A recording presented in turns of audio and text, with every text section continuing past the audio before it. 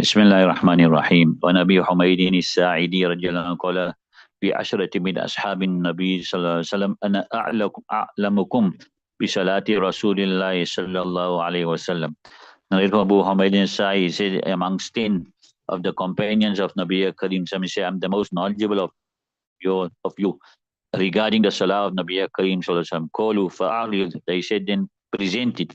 قال كان رسول الله صلى الله عليه وسلم إذا قام إلى الصلاة رفع يديه حتى يهاذي بهما منكبيه.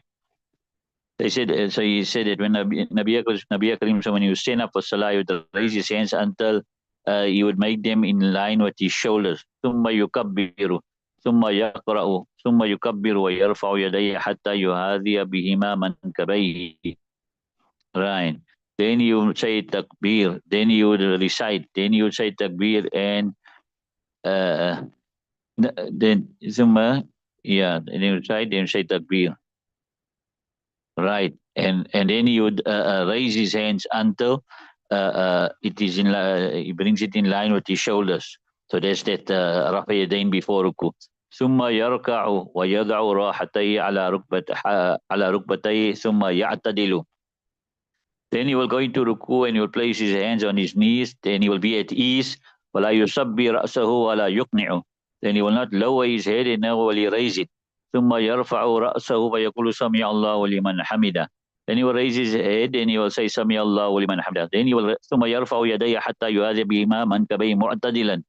Then he will raise his hands until he will make them in line with his shoulders whilst he is at ease. So here again he's showing you i'tidal, you understand, in the posture of qawma.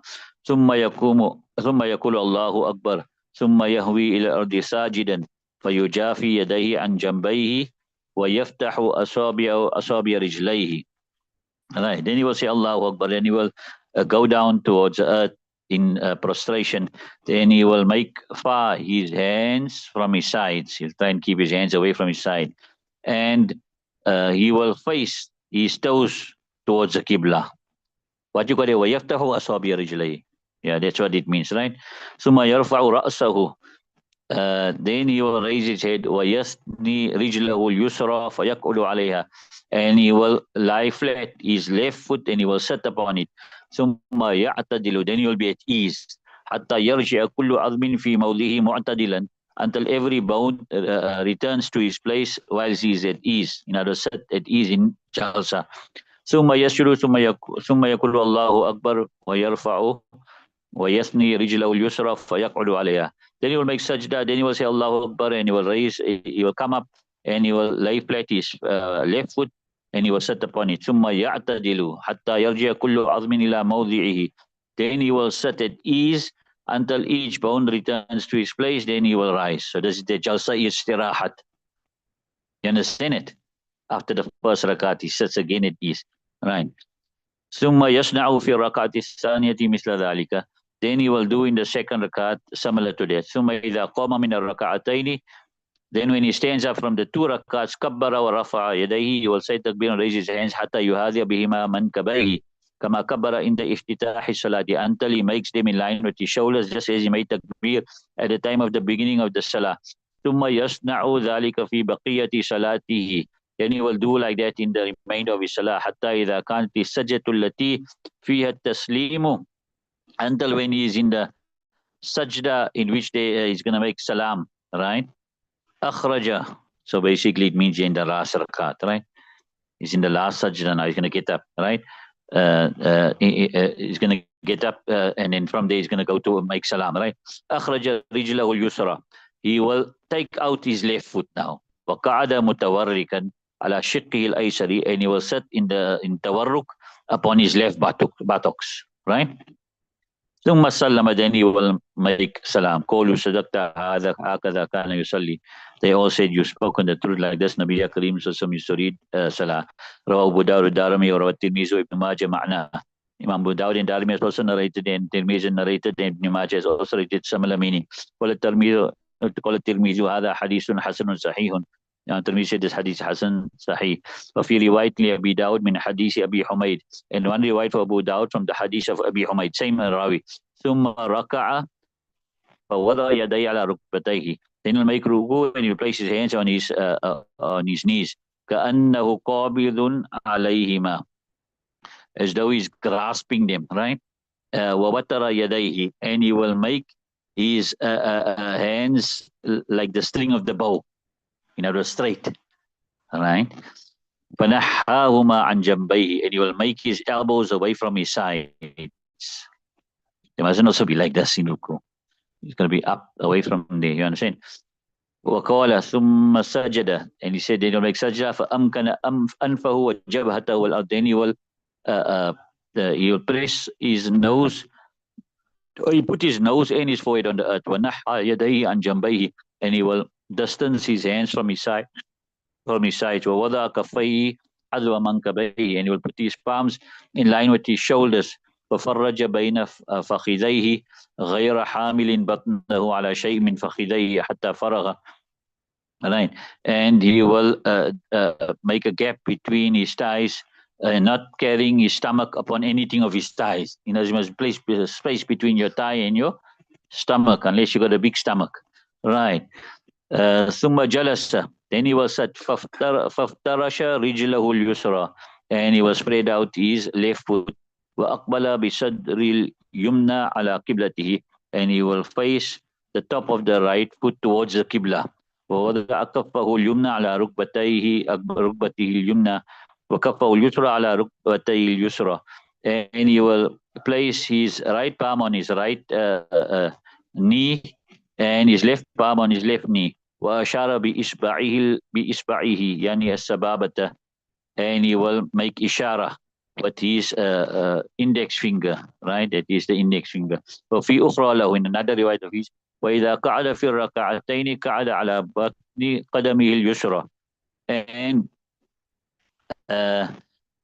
when he sits in 2 rakats, right, he will sit on the inside portion of his left foot, وَنَصَبَ الْيُمْنَى, and he will make his right foot upright. That's how we sit, our Ahnaf sit, right? وإذا كان في الرابعة أفضى بوركه اليسرى إلى الأرض وأخرج قدميه من ناحية واحدة. And when he's in the 4th rakat, he will attach or make his left buttocks touch the earth, and he will take out his 2 feet from the one side. He'll make tawarruk. Right.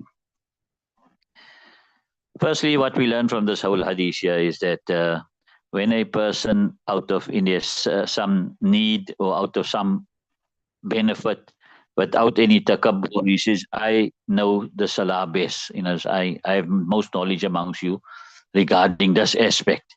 Then he can say that, but he mustn't have takabbur. Out of a need, he's saying it, right? And then the other point here is, which coincide with Imam Abu Hanifa's mazhab, is that you will first raise the hands and then say takbir al-tahrima. And that's what Imam Abu Hanifa says. You say raise your hands and then you say the takbir al-tahrima. Right. And the other point here is that putting your nose and forehead on the earth, right? If out of excuse you couldn't put any one of them on the earth, then there's no harm, right? Maybe your nose is something wrong, you can't put them on the earth, right? And if there's no excuse, right, and you put just one of them on the earth, right? You put the forehead on the earth and not the nose, right? Then that is, the sajda is done, but it's makruh. And if you don't put the forehead on the earth and you only put the nose on the earth, then according to Imam Abu Hanifa, it's also done with karahat. However, Sahibain say it's not permissible, and the fatwa is on their call. So basically, in a nutshell, according to Ahnaf, it's for us to put the forehead on the earth in sajda, and it's wajib to put the nose on the earth. So if you only put your forehead on the earth, your sajda is done with karahat. You understand it? But if you only put your nose on the earth, then your sajda is not valid, and then your salah is not valid, right? Yes, obviously, if now you can't put your forehead on the earth, then you're excused. Something, maybe you got a big wound or something, right? Then the other word you use is sababa, right? The index finger. So sub means to sway, right? In Jahiliyyah, they used to use his finger when they sway somebody.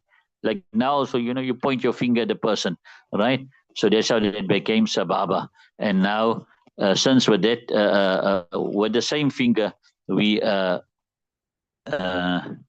we call it now musabbiha and sabbaha, because with it we make tasbih and tawheed, right? And then and then the method of making this ishara is that you say, when you say ashhadu Allah, you pick up your finger, and at illallah you drop your finger, right? When Nabi Wahid أنه أبصر النبي صلى الله عليه وسلم حين قام إلى الصلاة رفع يديه حتى كانت بحيال منكبيه وحاذا إبهاميه أذنيه ثم كبر. رواه أبو داود وفي رواية لو يرفع له إبهاميه إلى شحمة أذنيه. Narrated from Abu Ali ibn Hujr, he said that he saw Nabi Akram when he stood up for Salah, he would raise his hands until they are in line with his shoulders. And he made his thumbs in line with his ears. Then he would say Takbir. Abu Dawud. And in one riwayat of his, he would raise his thumbs to the earlobes of his ears. So this hadith here is in accordance with what Ahnaf say. You understand? That bring your thumbs. You see, if you bring your thumbs in line with your ears and your bottom of your hands are more or less in line with your shoulders, then all the hadiths are covered like it, right? When Qabisa ibn Hulbin Anabi qala kana Rasulullah sallallahu alaihi wasallam ya'ummuna fayakhudhu shimalahu biyamini rawahu Tirmidhi ibn Majah. There is Qabisa ibn Hulb from his father that Nabi Akram would lead us, then he would grasp his left hand with his right. You understand? But in other, when you holding your hands, then you grasp your left hand with your right. Okay, leave it till